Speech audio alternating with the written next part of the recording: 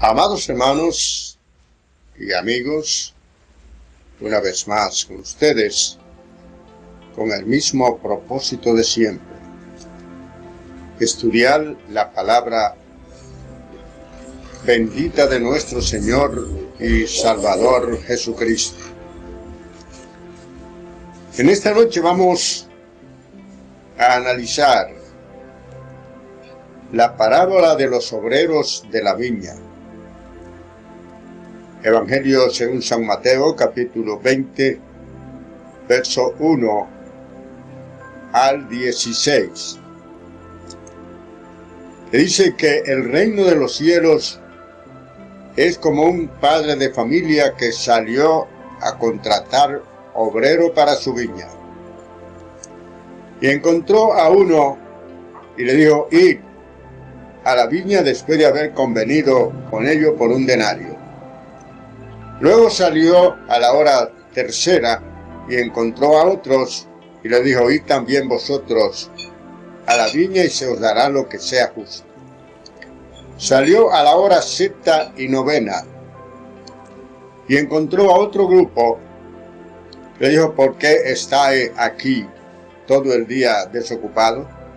Porque nadie nos ha contratado, respondieron. Y id también vosotros a la viña y se os dará lo que sea justo. Saliendo a la hora undécima, encontró otro grupo en la plaza desocupado y le preguntó: ¿por qué estaban allí desocupados todo el día? Bueno, porque nadie nos ha contratado. Y oíd también vosotros y se os dará lo que sea justo. Cuando llegó la noche, llamó al mayordomo y le dijo: llama a los obreros y págale el jornal, comenzando por los postreros hasta lo primero. Y llegando los que entraron en la hora undécima, recibieron un denario. Y viendo los que entraron en las primeras horas del día, entonces entendían que ellos merecían más. Pero cuando vio que le dieron un denario, entonces se quejaron contra el dueño de la viña, diciendo: esto, que solamente trabajaron una hora, le ha hecho igual que a nosotros, que hemos soportado el peso y el calor del día. El dueño de la viña le dijo a uno de ellos: amigo, no te hago ningún agravio, porque conviniste en un denario. Toma lo que es tuyo y vete. Pero si quiero hacer a este igual que a ti, ¿no puedo yo hacer lo que quiero con lo mío? ¿O tienes tú envidia de que yo sea bueno? Entonces le dice: porque los primeros serán postreros y los postreros primeros. Analicemos esta parábola. Lo primero que entendemos o debemos entender en esta parábola es que el Señor nos enseña que Él no ve la cosa del punto de vista y de la forma que lo vemos los seres humanos. Nosotros juzgamos por la apariencia. El Señor juzga con justo juicio. También encontramos aquí la soberanía del Señor. En primer lugar, dice: el reino de los cielos es semejante a un padre de familia que salió a contratar obreros para su viña. Él está hablando allí con gente que conocían lo que era una viña y conocían lo que era el salario de un día de trabajo. El salario de un día de trabajo era un denario, equivalía a unos 17 centavos de dólar. Ese era el precio que se pagaba. Un denario era una moneda romana y se le pagaba a un hombre por un día de trabajo un denario. Ahora el Señor aquí, en forma ilustrativa, porque está ilustrando cómo es en el reino de Dios, y sale por la mañana y encuentra a un grupo y pacta con ellos por un denario por el día de trabajo. Eso era a lo normal, lo que se pagaba por un día entero de trabajo, que comenzaba a las 6 de la mañana y recorría todo el día en aquella labor.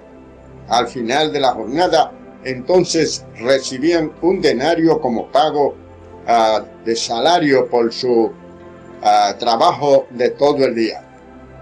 Pero ¿qué sucede? Que eso trabajaron todo el día, pero el padre de familia necesitaba más obreros y salió de nuevo a la hora tercera y contrató otro grupo de obreros, pero a esto le dijo, no trató con ellos en una forma directa con el salario que se le iba a pagar, sino, y también vosotros, y se os dará lo que sea justo.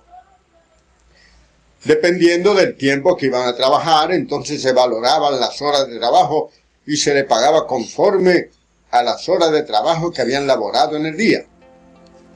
Pero salió nuevamente, y dice, a la hora sexta y la hora novena, y encontró otro grupo de obreros desocupados en la plaza. La gente se sentaban en la plaza esperando que alguien fuera a contratarlo para ir a trabajar en la viña, en el terreno, o en lo que fuera. Pero estaban allí esperando que alguien fuera a contratarlo. Se sentaban en la plaza el grupo de hombres desocupados, esperando que alguno que necesitara obreros, trabajadores, fuera y lo contratara. Ahora el padre de familia sale de nuevo, encuentra un grupo y le dice que porque están allí desempleados. Bueno, porque nadie nos ha contratado. Entonces le dijo, y también vosotros a la viña y se os dará lo que sea justo. Pero ahora sale a la hora sexta y novena y encuentra otro grupo que está también desocupado en la plaza. Y también dijo, y también vosotros a la viña y se os dará lo que sea justo. Ve ustedes que solamente acordó por un precio con el primer grupo. Al segundo grupo le dará lo que sea justo. Al tercer grupo también le dice lo mismo. Pero ahora sale ya en la hora undécima, ya al ponerse el sol, una hora de trabajo que daba, y sale y encuentra otro grupo y le pregunta por qué han estado todo el día allí desocupados. Ellos le responden porque, bueno, nadie nos ha contratado. Hemos estado esperando todo el día para que alguien nos contrate para trabajar, pero nadie lo ha hecho. Y pues también vosotros a la viña y se os dará lo que sea justo. Transcurre el día y llegan los hombres que van a recibir el dinero por su labor que realizaron en el día. Entonces, estimados hermanos y amigos, el señor de la viña tiene un mayordomo y lo encarga para pagarle el jornal de trabajo a cada uno de los obreros, pero le recomienda que comience por aquellos que entraron último. Y le dieron un denario a los que entraron, que trabajaron una sola hora. Ahora, aquellos que trabajaron todo el día, aunque convinieron por un denario cuando entraron a trabajar, ya no tenían derecho a reclamar nada más, porque ese fue el trato que se hizo cuando comenzaron su hora de trabajo. Pero ahora, al ver que se le da un denario a los que entraron faltando una hora para cerrar el día, ellos entienden que ellos merecen más. Ahí comienza la envidia inmediatamente a aflorar. Ellos entienden que merecen más, pero ellos acordaron por un denario. Y eso era lo que les correspondía. Y ese era el pago de un día de trabajo. No se le está regateando nada ni quitándole nada, sino que se está haciendo justo. Pero el padre de familia entonces le dice a ellos, amigo, no le hago ningún agravio. Le estoy pagando por lo que con lo que conviniste esta mañana cuando entraste a trabajar. Ahora, si yo quiero hacer esa diferencia con este, ¿no puedo hacerlo yo con lo mío?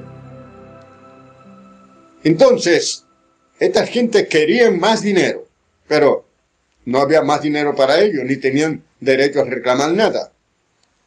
¿Qué es lo que nos enseña aquí el Señor? En primer lugar, en la Biblia en diversas partes aparece la palabra que los primeros serán postreros y los postreros primero. Y generalmente se aplica al pueblo de Israel, que fueron los que realmente recibieron en primer término el mensaje de Dios, y fue el pueblo a quien el Señor, a través de Moisés y los profetas, se manifestó y levantó esa nación con el propósito de que ellos sacaran a las otras naciones del politeísmo, la adoración de muchos dioses, y le enseñaran el monoteísmo, el verdadero y único Dios. Ellos no cumplieron con nada de eso. Entonces creen que Dios era un Dios solamente de los judíos, sino también de las otras naciones, de los gentiles. Y se anquilosaron ellos en sus cuatro paredes. De tal manera que algunos rabinos enseñaban que si alguien vivía en Jerusalén, eso era suficiente para ser salvo. El hecho de vivir en Jerusalén. Ellos no cumplieron con el rol de Dios. Dios levantó a ellos como una nación para testificar al mundo del único Dios verdadero, y se reveló hacia ellos. Pero ellos no entendieron que era una misión universal, que era para llevar el mensaje a todas las naciones, como más tarde el Señor Jesucristo lo dijo en el capítulo 1, verso 8 del libro de los Hechos de los Apóstoles. Pero recibiréis poder cuando haya venido sobre vosotros el Espíritu Santo, y me seréis testigo en Jerusalén, Judea, Samaria y hasta lo último de la tierra. Y la gran comisión de Mateo capítulo 28, allá en el verso 17 al 20, leyó: toda potestad me he dada en los cielos y en la tierra. Por tanto, id y haced discípulos en todas las naciones, enseñándole que guarden todas las cosas que yo he mandado y bautizándolos en el nombre del Padre, del Hijo y del Espíritu Santo. Una vez más le habla en el capítulo 16 del Evangelio según San Marcos, verso 16, donde el Señor dice: id por todo el mundo y predicad el Evangelio a toda criatura. El que creyere y fuere bautizado será salvo, mas el que no creyere será condenado. Al igual que el Evangelio según San Juan, capítulo 3, verso 16. Porque de tal manera amó Dios al mundo, que ha enviado a su Hijo unigénito, para que todo aquel que en él cree no se pierda, mas tenga vida eterna. Porque no envió Dios su Hijo para condenar al mundo, sino para salvar al mundo. Y el apóstol Pedro en su segunda carta, ya en el capítulo 3 y verso 9, dice: porque el Señor no retarda su promesa, como algunos la tienen por tardanza, sino que Él es paciente para con todos, no queriendo que ninguno se pierda, sino que todos procedan al arrepentimiento. Pues el llamamiento del Señor es universal. Entonces, el pueblo de Israel, que debió ser el primero, como dice Mateo, allá en el capítulo 15, del verso 21 al 27, cuando la mujer sirofenicia llamó al Señor y le dijo: Jesús, hijo de David, ten misericordia de mí. Mi hija está en casa postrada, gravemente atormentada por un demonio. Y dice que el Señor no le respondió palabra, pero la mujer insistió: Jesús, hijo de David, ten misericordia de mí. El Señor le dijo: no he sido enviado sino a las ovejas perdidas de la casa de Israel. O sea, esa era la misión. Lo mismo que Pablo le dijo también a los judíos, según el capítulo 13, verso 46 del libro de los Hechos. Cuando ellos rechazaron el Evangelio de Jesucristo, Pablo le dijo: bueno, puesto que ustedes no se juzgan dignos de la vida eterna y rechazan el mensaje de Dios, entonces nos vamos a los gentiles, porque así también nos mandó el Señor. Pero primero era necesario que se le hablase a ustedes.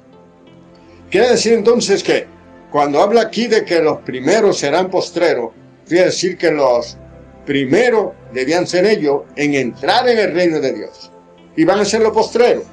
En el capítulo 11, allá en el verso 25 de la carta del apóstol San Pablo a los romanos, dice: cuando haya entrado la plenitud de los gentiles, entonces todo Israel será salvo. Eso, cuando la Biblia habla de primeros y postreros, en primer término se aplica a Israel, que debieron ser los primeros y van a ser los últimos que van a entrar, porque en el levantamiento de la iglesia, que está compuesta más por gentiles que por judíos, pues, y representa a los gentiles. La iglesia se irá e Israel se quedará y pasará la gran tribulación. Y la iglesia se irá y estará 7 años con el Señor en el cielo, y luego de allí vendrá el final de la tribulación y pondrá fin al gobierno del anticristo, y entonces todo Israel será salvo. Pero mientras tanto, Israel debió ser los primeros y serán los postreros. Entonces el Señor está ilustrando esto aquí en esta parábola de los obreros de la viña. Otra cosa que debemos observar aquí es que el Señor no mide las cosas como las medimos nosotros, de ninguna manera. El Señor no juzga según la apariencia, ni juzga por la cantidad, sino por la calidad del servicio que hacemos para Él. Cuando buscamos el capítulo 21 del Evangelio según San Lucas, del verso 1 y 2, dice que observando el Señor cómo echaban las ofrendas en el arca de la ofrenda de Dios, vio que los ricos echaban mucho dinero, pero una pobre viuda que tenía solamente 2 blancas, 2 monedas, eso era todo su sustento, lo echó allí en el gasofilacio de la ofrenda. Y el Señor, que lo observa a todos, entonces sí que valora el sacrificio y valora la calidad del servicio, le dijo a sus discípulos: ven ustedes, los ricos echaron allí de lo que les sobró, y la viuda echó todo lo que tenía. De cierto os digo que donde quiera que se predique este evangelio, se contará lo que ella hizo para testimonio de ella. Esas 2 moneditas la inmortalizaron y la hicieron una persona universal.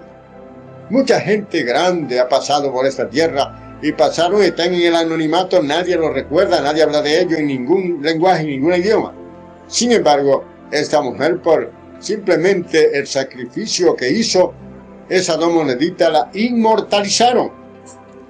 Y ahora, 2000 y tantos años después, se sigue hablando de eso, porque Dios valora no la cantidad, sino la calidad del servicio que se le rinde al Señor. Y eso realmente tenemos nosotros que tenerlo en cuenta.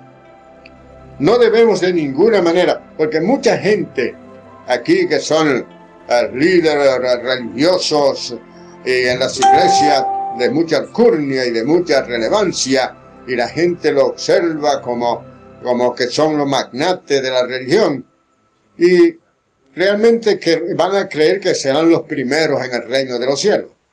Y es como la ilustración de aquel que tuvo una visión y llegó al cielo, un predicador grande, llegó al cielo y vio ahí una tremenda corona, y esa debe ser la mía. Y cuando preguntó de quién era esa corona, le dijeron: esa corona es de la viejita que llega allá a la iglesia y se arrodilla a orar cada día. Esa es la dueña de esa corona, que la está esperando aquí. Así muchas veces nosotros también, cuando estamos evaluando al ministerio de mucha gente que son grandes y que se le ve mucho talento, pero Dios conoce el corazón del individuo. Y esa es una gente que nosotros aupamos y que lo aplaudimos y que lo llevamos a los cuernos de la luna, pero Dios está mirando otra cosa. Y Dios a veces mira a hermanitos que son desconocidos en la iglesia, gente humilde que nadie lo conoce y que no hacen alaraca con nada de lo que hacen. Sin embargo, delante de Dios, por la calidad de su servicio, que es de menor cuantía que lo de aquellos grandes líderes que estamos hablando, ellos llegarán allá, si es que llegan, dice Henry H. Halley en su obra El Compendio Manual de la Biblia, analizando esta parábola, dice: si es que logran llegar al cielo, esa gente que se les llama grande aquí en la tierra, pero que su corazón y todo lo que hacen no es genuino para con Dios. Es si acaso llegan, que creerán que van a tener allí un puesto de relevancia, y de repente aparece que un desconocido en la tierra tendrá un lugar de mucho más preponderancia en el reino de los cielos que ellos, porque Dios no ve ni juzga las cosas igual que nosotros los seres humanos. Y esto realmente nos hace a nosotros personas que debemos meditar profundamente en cómo hacemos las cosas para Dios. Cuando nosotros buscamos a la historia de Marta y María, la hermana de Lázaro, encontramos que el Señor llega allí a Betania y comienza a hablar. María se sienta a los pies del Señor y comienza a escuchar la palabra del Señor, y Marta está afanada preparando los alimentos, aún para el Señor. Aquellos alimentos estaba preparando, ahí estaba incluido el Señor en esos alimentos. Pero Marta entonces se queja y dice: Señor, no tiene cuidado de mí, dile a mi hermana que me ayude. Ella estaba muy afanada y turbada, y el Señor le dice: Marta, Marta, te veo que estás turbada y afanada, pero una sola cosa es necesaria, y María ha escogido la mejor parte, la cual no le será quitada. El Señor valora más que lo hagamos con atención, que queramos darle alguna cosa como si tuviese necesidad de algo. La atención al Señor, a lo que Él está diciéndonos, con todo el corazón, vale más para Él que cualquier cosa que nosotros podamos regalar o dar. Dice que para Él, el Señor no necesita nada. Nada, lo que damos, lo damos para el esparcimiento de su obra en la tierra, y no damos nada de lo nuestro, porque nada trajimos a este mundo y nada nos vamos a llevar. Todo lo que damos en el Señor, devolviéndole algo de lo mucho que Él nos da, y que nos ha confiado las cosas que Él hizo en la tierra para que la ministremos. Y no lo hacemos con justeza cuando verdaderamente lo hacemos para Dios.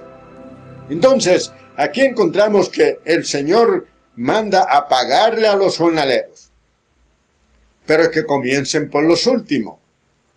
Bueno, lo natural es que se comenzara por los primeros. Eso vamos a creer, que se nos va a llamar para galardonar, coronar a los grandes nombres que tenemos, la gente de renombre, la gente con muchos títulos teológicos y de toda clase, y quizá nos llevemos una sorpresa, que el Señor comience por los más pequeños, y que aquellos que trabajaron aparentemente menos y que tuvieron menos éxito, pues serán galardonados a un nivel más alto por el Señor, porque Él valora el amor con que se hizo el trabajo, que no se hizo buscando vanagloria, ni aplauso, ni nada por el estilo. Entonces, aquí también vemos la soberanía de Dios y el amor de Dios, soberano para hacer las cosas como Él entiende que deben hacerse. Y no debemos cuestionar a Dios. En Él no hay injusticia. Dios es justo, como dice el profeta Isaías allá en el capítulo 45, verso 21. Él dice que Él es Dios y fuera Dios justo y salvador, y que fuera de Él no hay Dios. Eso quiere decir entonces que Él es justo y salvador. Él es justo, y como justo que es, no hará injusticia con nadie que trabaje para Él, pero va a juzgar de acuerdo a la intención del corazón y la actitud con que se haya realizado el servicio que realizamos para Dios. Y repito, gente humilde, desconocida, posiblemente van a ser exaltados allí delante del Señor en aquel día, y gente con mucho título y mucha rimbombancia, pues posiblemente quedarán rezagados en la lista de Dios, están ocupando un último lugar o penúltimo lugares, porque el Señor no juzga las cosas igual que nosotros, ni paga tampoco como nosotros por la apariencia.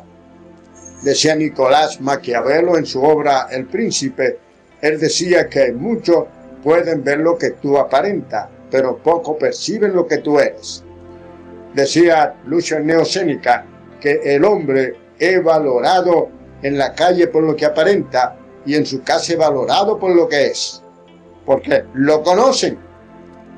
Porque en la calle solamente ven el comportamiento de él en la calle, y a veces somos demasiado cultos, irreverentes y muy graciosos, amables afuera, pero en la casa era como decía el escritor del famoso libro Tomás de Kempis, La imitación de Cristo: santo en la plaza y demonio en la casa. Y eso sucede muchas veces, santo en la plaza y demonio en la casa. Pero el Señor conoce esa doble vida. El Señor conoce eso, y por eso es que premia a uno haciendo uso de su fidelidad, de su conocimiento, de su justicia.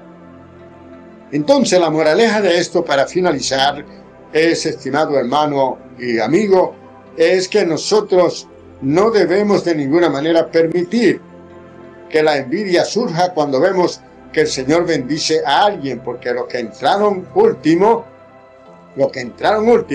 es lo que quiere decir es que no es por los años. Yo tengo casi medio siglo sirviéndole al Señor desde mi adolescencia, pero eso no quiere decir que yo tenga garantizado un premio más grande que uno que se convirtió el año pasado. No quiere decir eso. Yo entré en las primeras horas del día a trabajar, pero convine con el Señor por la salvación. Y simplemente el que entra también 2 días antes de la venida del Señor también tiene la misma salvación que tengo yo. La misma. Ahora, en los galardones, si mi trabajo ha sido un trabajo eficaz y con amor al Señor, entonces ya la cosa cambia. Pero Él va a juzgar de acuerdo a la intención del corazón, con el amor que hemos hecho el servicio para Él.